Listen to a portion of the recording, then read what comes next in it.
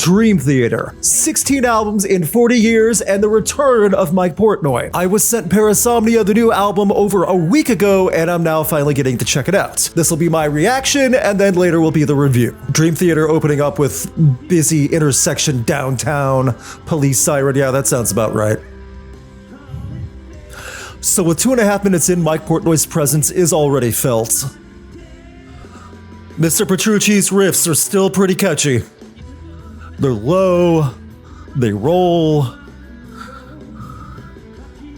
And then Mr. Rudess comes in with the keys. That is some 80s synth. Not one thing has changed about some of those effects, and they work. Not one lyric saying. And we're already on the second track. So this was one of the singles, and it's a 10-minute beast. So far, it's all instrumentally sound like it always has been, but Portnoy's inclusion and reintroduction to the band is definitely a selling point. It's driving a lot of this, and it's mixed to really have him stand out as well. About 7 minutes into the album before we hear James even sing one word. This is the type of proggy goodness from Night Terror that it's been out for a little bit, but it's that type of prog that has all the Dream Theater diehards just rolling on the floor loving life again. There's a darker, heavier tone to it, but it's still lively, if that makes sense. It's not slow, it's not lethargic. About 4 minutes in, that speed change, the total shift, while still keeping a lot of energy. We're back into deep Dream Theater territory now. There's so much to take in. And I don't mean that as an overwhelming way, it's just there's so much progression, prog album, in one track, and the track's still not over. This was a good choice for the first single. Maybe it could have done with a sequence less, maybe 2 fewer sequences. I really can't knock too much. I mean, this is exactly what advertised the album well. The track starts off with so much urgency and impending doom almost, and then it drops off a little bit, then picks up just a little more. The sequences work. I just wish there was a faster payoff, and I know what I'm asking for. It's Dream Theater. Shut up, enjoy it.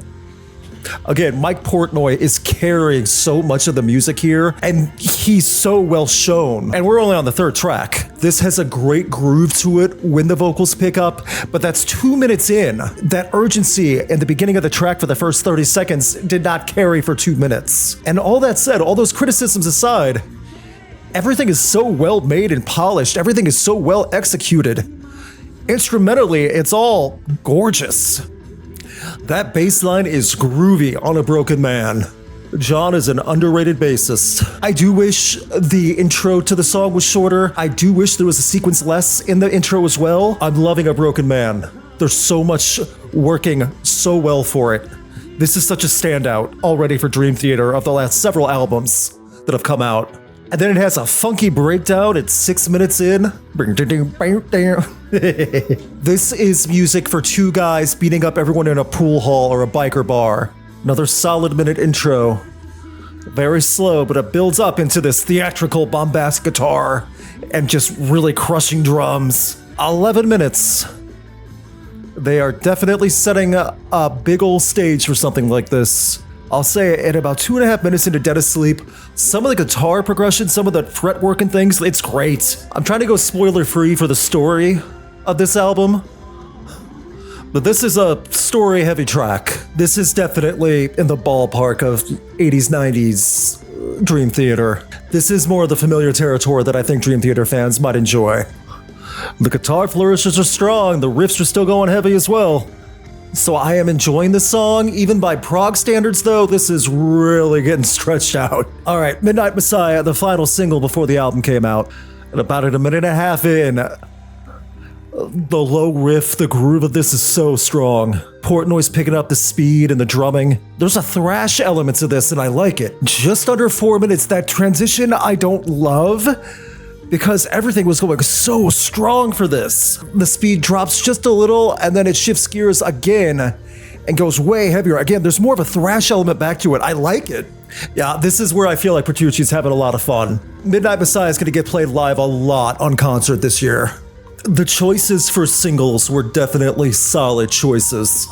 Are We Dreaming is a connecting sequence, feeling like part interlude, part dream, to follow after the dead asleep sequencing and things like that. I don't know if it really warrants a whole track in a minute and a half, but what do I know? And then Bend the Clock slowly entering in, almost like an early 2000s post-grunge track with the way it's opening up. As soon as the vocals come in, the post-grunge comparison goes out the window. It's gonna get real ballady real quick. A little over a minute and a half in, it picks back up into more Dream Theater fare that we've heard on this album, Parasomnia. It's still ballady, but it's not as pronounced as the first minute and a half. I don't hate this by any means, but at the same time, it's not wowing me or impressing me as much as some of the other tracks before. It's almost too much of a tonal shift in the writing that it's hard for me to really connect it with everything else. And then at about 5 minutes in, the tone drops deeply. The guitar works great, all the elements are there. I just feel like it doesn't have as much of an impression as the singles did, even as the openers did. I don't know. Important to the story, I get it, but I don't know. The closer, over 19 minutes long. The final track on this Dream Theater album is longer than most EPs put out in the last 5 years. After a creepy opening, there's a stomping riff and groove and drum track. This is a monster coming up to you, chasing after you. And about 2 minutes in, I'm almost expecting the 20th Century Fox track to open up. Dun dun dun dun dun dun dun dun dun dun dun. I know that's not what it is, I'm just saying it reminded me of it. 3 minutes in, like a whole new song. Abrupt transition, but the track is so good, I can't really be mad at it. Just under 4 minutes in, we're to a more ballady section with the breakdown. Much lighter, breathier, give you a moment to breathe. Then 5 minutes in, the lyrics and vocals come back to creepy. There's a lot going on in a 19-minute track. The big story arc, reveals and climax, it's really hitting heavy now. Again, I'm trying not to give spoilers and tell about the story, but 7 minutes in, it's getting aggressive. 7.5 minutes in, the speed picks up. That monster is back. The intensity is back. At about 11 minutes in, there's so many different styles that have been thrown at you that you forget this is all still the Shadow Man incident. And also at about 11 minutes in, this is great RPG boss theme music. That's the best way to describe this. Again, the monster, this boss theme, it really fits well.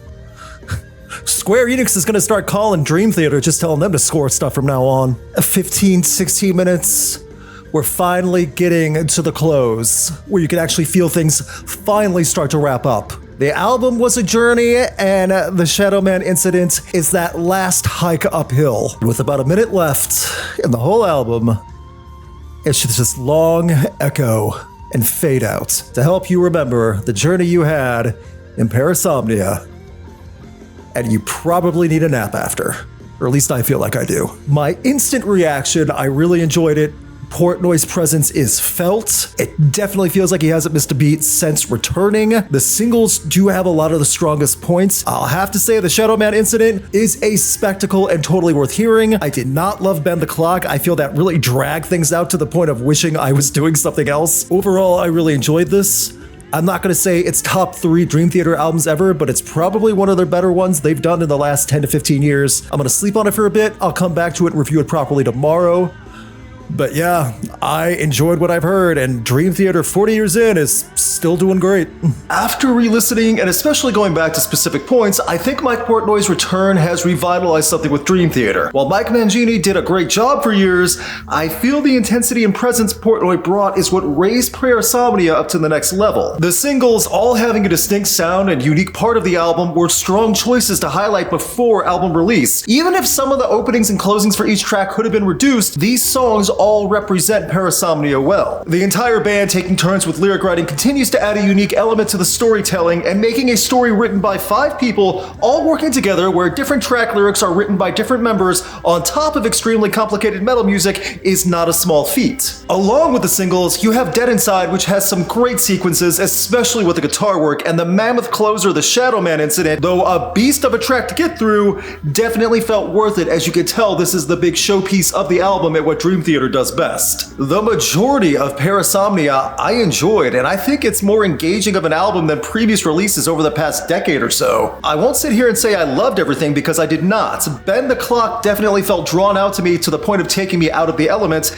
and several tracks had an opening and fade out that were not warranted in the length of each section. A 20-second intro or fade in would have accomplished the same as a 2-minute lead in. Those points aside, Parasomnia is definitely what Dream Theater diehards and prog metal nerds will love, probably to the point of an unhealthy obsession for a little bit, and this album checks many boxes for what prog fans list in a great prog album. What I also think is a great point in favor of Parasomnia as a Dream Theater album is that this album is something a newer fan or listener can jump into. It's a long album, but not nearly as long as other Dream Theater works or nearly as intimidating in style and structure. The press release for the album stream I was sent said, the group's 16th full album Parasomnia represents both where they came from and where they're going as not only bandmates, but as brothers. Once you hear everyone play together, you can tell everyone in Dream Theater was having the time of their lives. I give Parasomnia an 8 out of 10. What did you think of Parasomnia? Leave a comment, let everyone know. Also, let everyone know your thoughts of Portnoy's return to Dream Theater. It sounded great to have him back, or at least from what I could hear. Finally, here's a dog. Ivan here also enjoyed the Dream Theater album and was destroying his Deadpool frisbee while listening, or as we refer to it, dog pool. Ivan's a good boy and can do what he wants with his toys.